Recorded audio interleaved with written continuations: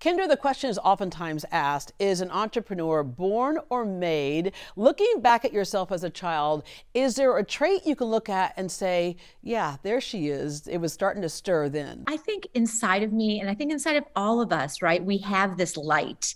And, you can feel it igniting at different points of your life. But even as a kid, I was always, making my own crazy shirts or redesigning things that I would buy in stores. So I loved fashion and design since I was a little girl. And I loved working. I mean, I worked since I was 13.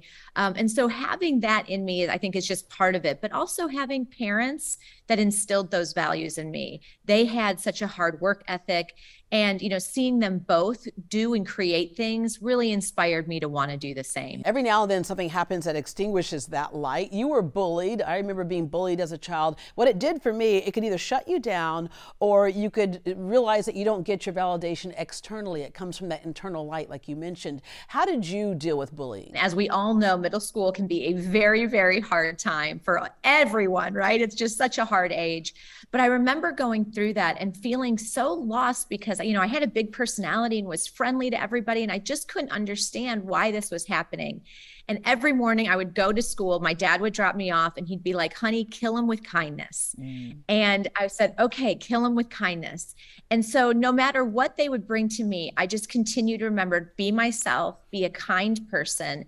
And it really, like you said, it ignited something in myself to realize that these popular kids may not like me, but I was able to find a few great friends during that process, which is something that I still have today. I have, a handful of wonderful, solid friends. You don't need everyone in the world to approve of you, but when you have some really solid folks around you that see you, that can help reignite that light inside of you when you're feeling lost or sad or going through something hard, that's the most important thing. And I think it taught me a lot of resilience. I mean, I got through that period of my life. I ended up running for student council and won president of student council right through this. And I thought, you know what? Nothing's going to stop me. The bullies aren't going to win. And, we know as we get older, Deborah, there are still bullies out there. And so those lessons I learned in middle school are still serving me well today. Yeah, because oftentimes, like my son says, insecurities aren't real. They're all in here. You may think everyone feels this way about you, but you went ahead and ran for student council. I did the same thing and ended up winning as well. And you start to realize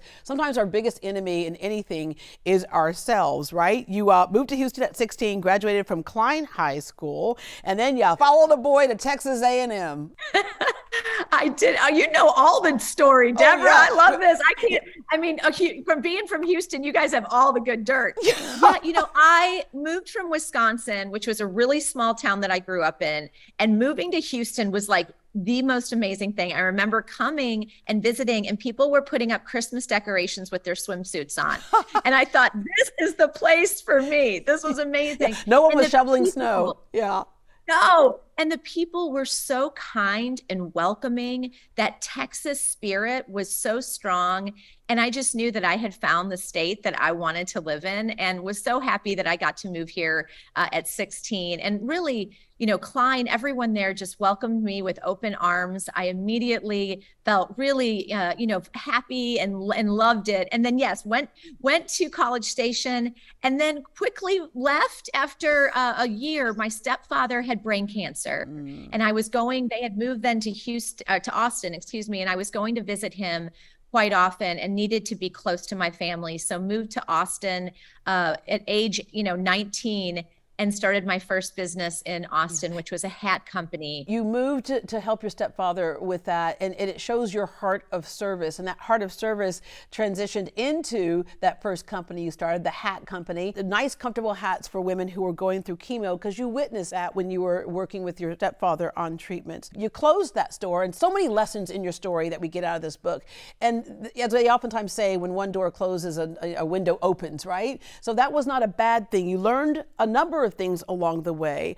But the start of Kendra Scott, 2002, you designed your first collection with just $500 in your spare bedroom, and then on a wing and a prayer, scooped up your baby boy and said, now let me go sell. Yes, and you're so right. I mean, I always say failing forward, that little hat company that I had, that hat store that I ran for 5 years, it was my master's degree in retail. And I learned so much from running that business, the things I did right and the things I did wrong. But if I hadn't had that experience, if I hadn't had those 5 years, I wouldn't have been able to build the successful company that I have today.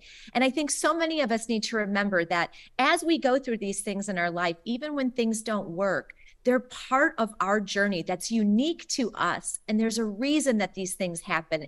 It's our bridge to get us to the next place we're going. Yeah. And the next place was this jewelry company. And yes, I brought little Cade in a baby Bjorn. We went store to store in Austin, Texas. And, that was 20 years ago, if you can believe it. And here we are today celebrating our 20th anniversary at Kendra Scott. Kendra, do you remember the first place you were at or where you were when you saw somebody just randomly wearing a piece of your jewelry out in public? Yes. I mean, I remember it very well. I was in Austin. There was a restaurant we were eating at, and I saw this woman at a table, and I'm like a crazy person, go up to her, and I thanked her immediately. And I said, "You look so beautiful wearing my jewelry. I wanted to introduce myself." And it really still never gets old. I can be in airports, restaurants. We actually created little cards that says, "Caught you in your Kendra," for a discount. So if we see someone, we can go up to them and say thank you and give them a card. So you still might see me running, chasing you, somewhere, telling you thank you, because it's always such an honor to see people wearing our designs. And you started to take off, but still there are God winks along the way that basically encourage you to keep moving forward. You were working with Oscar de la Renta when you accessorized Oscar's 2006 spring runway show. What a great boost. It's like, nobody's stopping me now. Oh. And then we had the 2007, 2008 crash. You almost closed everything, and then another God wink came along. I think when we look at a lot of our lives, but mine, my story in particular, are a lot of peaks and valleys. And, every time we've gone through a valley, there has been a greater peak. And, the 2008 recession is absolutely the greatest gift. Can you hear me what I just said? Gift, a recession for Kendra Scott. And it was because we were only selling to other retailers. We did not sell direct to consumer at that point. But that recession forced me to have to think of my business differently. And we started our e-commerce website. We started our color bar, which was a customization tool. And we opened our very first retail store in 2010 in Austin, Texas. None of that would have probably happened hadn't that recession happened. And that's when we started to experience lightning in a bottle growth. So sometimes these scary moments, these things that happen, I call them shake the snow globe moments, are actually meant to happen so that we can see the next most amazing thing that's waiting for us. Yeah, and you have created next most amazing things for a lot of people. Your stepfather told you your greatest thing you could do is to use your talents to improve the lives of others. I have to tell you, I have a lot of your pieces, but I get them usually when I'm at a nonprofit event that I'm emceeing something for, or chairing, or raising money for, and there you all are, where you will sell the jewelry and a portion of the proceeds will go to charity, or you just outright give the jewelry. So I just want to thank you, because it helps so much to have that kind of energy in the room, and it helps so much to know that when we're buying a piece of something from you, that it also does good. Yeah, for me, that is what drives me. Deborah, as a company, that's what drives us. We have been able since really since 2010 to give over $50 million to women's and children's causes. We're in 31 pediatric hospitals across the nation with our Kendra Cares program, where we bring Color Bar to patients. And like you said, we don't say no. If you need something for a nonprofit, for a silent auction, we're going to be there and show up for our local communities.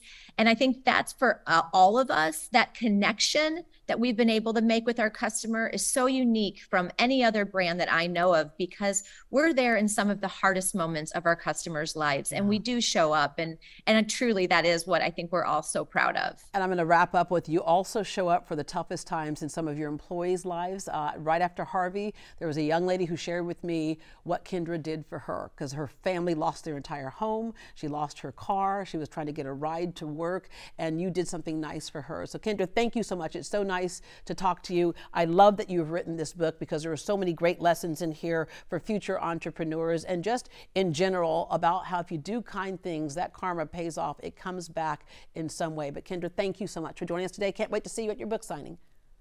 Book signing at Dillard's on Friday. So Willowbrook Mall, so excited. And there's tickets still available. So I'd love to meet you all in person. All right. Would it be inappropriate for me to wear all of my Kendra pieces all at one time? Because I think that could be a new fashion statement.